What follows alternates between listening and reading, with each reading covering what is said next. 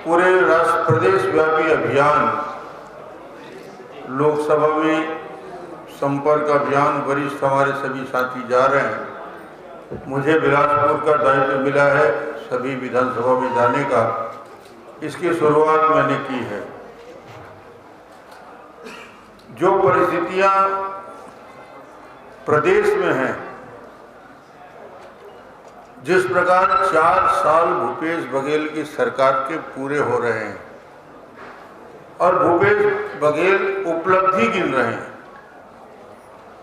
जनता के बीच सरकार की उपलब्धि, मुझे एक पत्रकार मित्र ने पूछा कि क्या उपलब्धि है, तो इस 4 साल में लूट, हत्या, बलात्कार,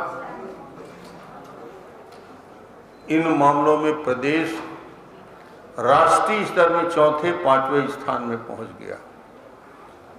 जिस प्रकार हत्याएं, लूट, बलात्कार हो रही हैं, जिस प्रकार आपराधिक गतिविधियां बढ़ी हुई हैं, पूरे देश प्रदेश में कानून व्यवस्था पूरी तरीके से चौपट हो गया। आर्थिक दिवालियापन की ओर छत्तीसगढ़ जा रहा है। 55,000 करोड़ का कर्ज छत्तीसगढ़ के ऊपर। विकास के सारे काम ठप हो चुके हैं। इस 4 सालों में न सड़क, न पुल, न पुलिया, न स्कूल, न अस्पताल, कोई विकास के काम नहीं। भूपेश बघेल से विधानसभा में पूछते हैं कि ये डेवलपमेंट कहाँ गया, ये बोलते हैं भूपेश जी कि ये विकास करना, सड़क, पुलिया, पुल, स्कूल, अस्पताल बनाना डॉक्टर रमन का काम था, मेरा काम तो नरवा गरवा घुरवा बारी है। और वही स्थिति पूरे प्रदेश की कानून व्यवस्था की है। यह हालत है कि 4 साल में कोई छत्तीसगढ़ में इन्वेस्ट करने के लिए आने से मना कर रहा है। कोई नया इन्वेस्टमेंट नहीं आया। हमारे समय जो सरकार थी उस समय इन्वेस्टमेंट आया छत्तीसगढ़ में, नई योजनाएं बनी, नई योजना का क्रियान्वयन हुआ। आज तो सारे उद्योगपति छत्तीसगढ़ छोड़ के बाहर भाग रहे हैं। आप बुराई कर रहे हैं, गडकरी जी जो है वो गवर्नमेंट का समर्थन कर रहे हैं, मुख्यमंत्री को उन्होंने पत्र लिखा है और आप बोल रहे हैं कि ऐसा है। ये सरकार में नरवा गरवा घुरवा बारिश है क्या भाई? बाकी सब तो सरकारी। केंद्रीय मंत्री जो है वो नहीं, ठीक है, पेंट बना रहे तो अच्छा कर रहा है, उसमें कौन सा बुराई है? केंद्र सरकार से 2 दर्जन से ज्यादा इनाम लेके आ गई सरकार। तो कार्यकर्ता का क्या, क्यों हाट को किनारे कर दिए कार्यकर्ताओं ने? कार्यकर्ताओं का मत यही है कि सरकार के 4 साल की असफलता से पूरी जनता त्रस्त हो चुकी है। अब बड़े आंदोलन के लिए कार्यकर्ता तैयार है। सरकार को असफल बता रहे हैं, लेकिन केंद्र सरकार से 2 दर्जन से ज्यादा इनाम लेके आ गई सरकार। वो इनाम अलग अलग एनजीओ देता है भाई, उस एनजीओ से इनाम मिलना जानते हैं कैसे मिलता है। बिलासपुर में हूँ, बिलासपुर जिले में हूँ, मस्तूरी गया, वहाँ की जनता से मिला, हितग्राहियों से मिला, कार्यकर्ताओं के साथ बैठक में भाग लिया। जब मैं प्रदेश स्तर में होने वाले करोड़ों करोड़ रुपया के कोयला घोटाले की बात करता हूँ कि 25 रुपया प्रति टन पूरे प्रदेश में अवैध वसूली हो रही है। सीमेंट के ऊपर 20 रुपया प्रति बोरा अवैध वसूली हो रही है। 30% शराब अवैध रूप से बिक रहा है। रेत mafia, coal mafia, liquor mafia, land mafia का राज पूरा प्रदेश में छाया हुआ है।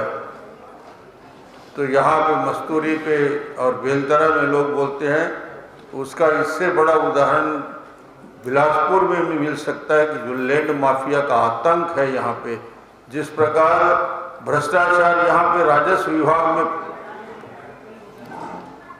आप राष्ट्रीय प्रदेश स्तर के भ्रष्टाचार की बात बोल रहे हैं। जो पटवारी, ग्राम सेवक और तहसीलदार नामांतरण के लिए, फौती के लिए, छोटे छोटे राजस्व के काम के लिए 10,000 5,000 में काम करते थे, उनका रेट लाखों रुपया हो चुका है।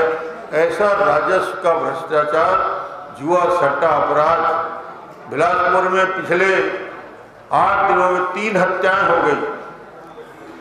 अब तो बाहर से शूटर आ रहे हैं और छत्तीसगढ़ में घटना कर रहे हैं। कांग्रेस का मंत्री त्रिपाठी को शूटर के माध्यम से हत्या की गई।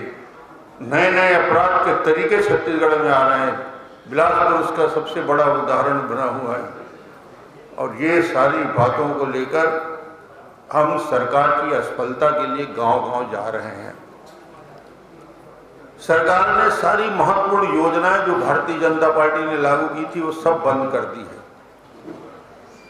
इससे बड़ा अन्याय और क्या हो सकता है। गरीब परिवारों के लिए 18 लाख गरीब परिवार जिनको आवास मिला होता, वो 18 लाख आवास को भूपेश सरकार ने वापस इसलिए कर दिया कि गरीबों के लिए मकान नहीं बनाए हैं। 12,000 करोड़ जो इनका हिस्सा था 40%, उसको देने में असफल हुए।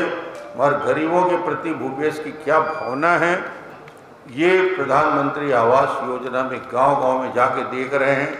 मोर आवास मोर अधिकार योजना भी चल रहा है और इसके प्रदेश स्तर में प्रदर्शन भी होंगे।